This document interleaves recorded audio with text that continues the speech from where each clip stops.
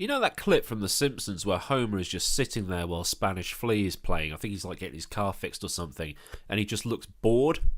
Yeah, that was me. Monaco really is an absolute pile of shit.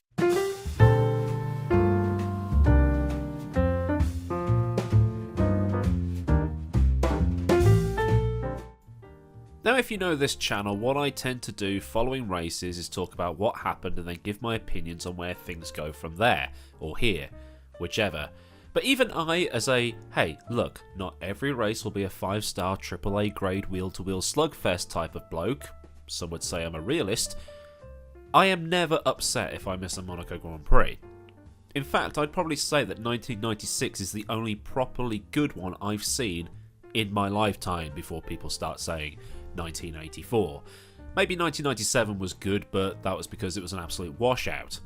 2016 only got spiced up when Ricciardo's pit crew decided to go AWOL. So you can actually forgive people for suggesting that maybe it is time for the Monaco Grand Prix to go. It wasn't missed last year, and I didn't see anyone complain when it was cancelled because of 2020 things. One person I know said on Sunday, how can Monaco today still be mentioned in the same breath as Indianapolis and Le Mans? He might actually be right. And he is of course referring to the Triple Crown of Motorsport, which is defined as being the Monaco Grand Prix, the Indy 500 and the 24 Hours of Le Mans. Or it can be the Formula 1 World Championship, the Indy 500 and the 24 Hours of Le Mans. Either way, only Graham Hill has done it, although Juan Pablo Montoya and Fernando Alonso are both one away. Montoya needs Le Mans and Alonso needs Indianapolis. And to get the tick next to Le Mans, it has to be an overall win. Jacques Villeneuve is able to complete that Triple Crown under the definition of World Championship, Le Mans and the Indy 500, but I don't even know what he's doing these days. I don't think even he knows what he's doing these days. The Monaco Grand Prix is a race surrounded by glamour and tradition. The Indy 500 is also steeped in tradition, as is Le Mans, come to think of it. From the first race held on the streets of Monte Carlo in 1929, it's become F1's biggest event, as cars drive around not so much to race, but survive. And qualifying is always great to watch. It's the only time in the year you will see an F1 car and driver properly on the limit. Even in these so-called good old days. 1 millimetre too far left or too far right and bam, you're in a wall. Even going back to the 50s and 60s. 1 millimetre too far left or too far right, bam, you're in a building. You're in the water in the case of Alberto Ascari. Or dead in the case of Lorenzo Bandini. But then again, that last point could be summed up for any track in those days. Mental. Saying that, there has actually only ever been one death at the Monaco Street Circuit, and that was Lorenzo Bandini in 1967. Street lights just sitting there with nothing to protect you from them. I don't get the 60s. They must have been brave, crazy, or both. Whether it's 1967 or 2017, the concentration levels are through the roof, and incidents like Schumacher at the Rascasse in 2006 or Rosberg in 2014 and now Leclerc on Saturday often drum up conversation. And if you do think that Leclerc crashed on purpose, grow up. But when it comes to racing, it's a parade. And people are constantly on Reddit, Facebook, Twitter and so on saying that Monaco is not suited to modern racing. But let's be honest, it wasn't suited to classic racing either. So I googled it. Drive Tribe posted an article back in 2018 that showed a graph of completed overtakes at Monaco and other circuits per race for the last 20 years. So going back at that time to sort of 1997, 1998. Monaco has an average of about 11 overtakes per race, and Shanghai has the most. And Monza is only just above Suzuka, which is interesting to see given that it's a slipstream fest. It also doesn't specify if they're on-track overtakes or if pit lane swaps of position are counted, but I'm assuming it's just the on-track stuff.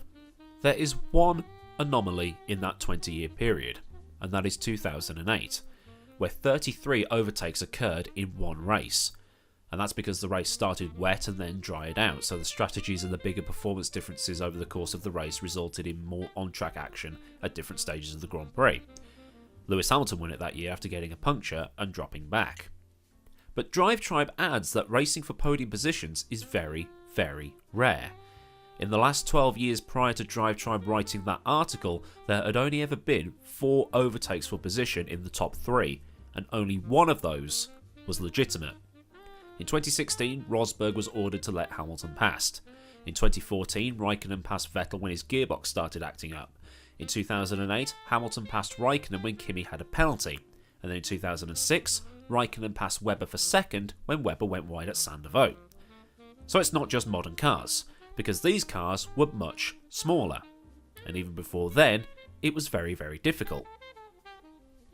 The race that stands out the most is Mansell versus Senna in 1992, with Nigel on fresher rubber and Senna on old, knackered rubber.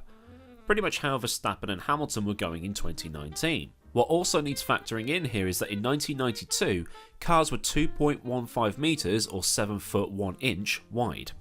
In 1993, the track width was reduced to 2 metres or 6 foot 7 inches, and then in 1998, reduced to 1.8 metres or 5 foot 9 inches. The car width today is 6 foot 7 inches or 2 metres, going back to the 1993 to 1997 dimensions. So when your car is as wide as Shaquille O'Neal is tall in 1992, nobody's getting past you there. And if these battles were happening on any other circuit, Verstappen and Mansell would have just blown by them. And despite what people might think, dirty air was a thing, even in those times. But what about Formula E, you say? You were talking the other day about how they went side by side up the hill to Massenet. That's because Formula E cars are 1.3 metres or 4 foot 2 inches wide and have much less power, about 300 horsepower versus about 1,000, and are specifically designed to race on tight city street circuits like Monaco. Formula 1 cars are designed for a 20 plus race season, and Monaco is the only anomaly on the calendar. There is no other track on the schedule like it, so no point in designing a car for one race. See Mercedes. Ultra long wheelbase car, can't get heat in the tyres, it's going to drive like a bus around there. See also 2005. Bridgestone designed tyres for all the other circuits on the calendar and overlooked the banking at Indianapolis because it's the only high load banking of the year. They weren't going to design tyres for one specific corner. You also have to factor in that Monaco is a street circuit in a 2.1 square kilometre or 0.8 square mile principality. That's an area smaller than most UK villages. The only place smaller than Monaco by land area is Vatican City. The dense population and the roads crammed into such a small area result in a track that, aside from the addition of the swimming pool Rascasse Antonino section in 1973, there's been very few changes. Most of them happening in the chicane area down at the exit of the tunnel, and minor changes to the swimming pool section. In the last few years, the right-hander in the second part of that section was made faster so cars carry more speed into the left-hander. So there's very little, if anything, that can be done. The chicane will never be fully taken out. It's too dangerous. If someone ends up doing a Webber at Valencia, they can end up in the water like Ascari did, and that would be catastrophic because of the halo, the belts, the tightness of modern cockpits. Drivers won't be able to get out. The only way to have an exciting race around Monaco is to watch Formula E. So to say it's not suited to modern F1 cars, I think is a little misguided. And I think it's just the modern F1 bad, classic F1 better mentality creeping in again. Sorry to say, Monaco has pretty much always sucked, if not for a few races like 1984 and 1996. So this is the part where I hand things over to you lot, the viewers. Should Monaco go, or should it stay because motorsport needs its triple crown, for instance? Leave all relevant thoughts in the comment section and get a discussion going. It is, after all, what this series is for. And while you're at it, give the video a like so I know I did a good, and why not subscribe if you haven't already for more motorsport opinions and all the other stuff I do here. Massive thanks, as always, go to the patrons of this channel via Patreon, and if you wish to join them or just joining the Discord stuff, I will leave everything you need in the description box for you. So until next time, I've been Millward. Have a great day wherever you are, and goodbye.